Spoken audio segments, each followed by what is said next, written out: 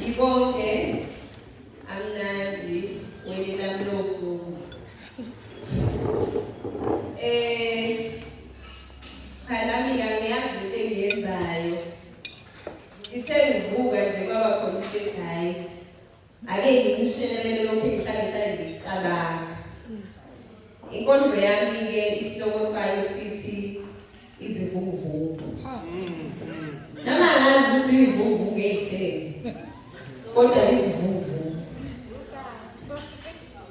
Uthi wezothanda ayingasazi. Sizozwa khona. Ifunde kanjena noma ihaywa kanjena. Izivunguvungu zihlala zikhona empilweni. Zazikhona kudala namanje zisekhona.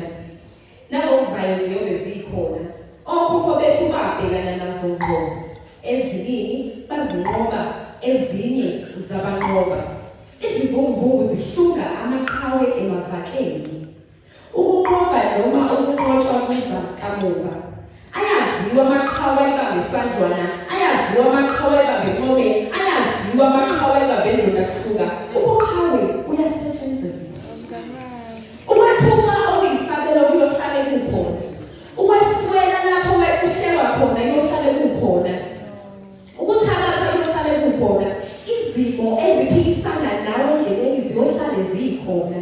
Okhokho bethu benzisa okhokho babo nathi masenzise okhokho bethu. Kuthina kumele kuphuma amaqhawe.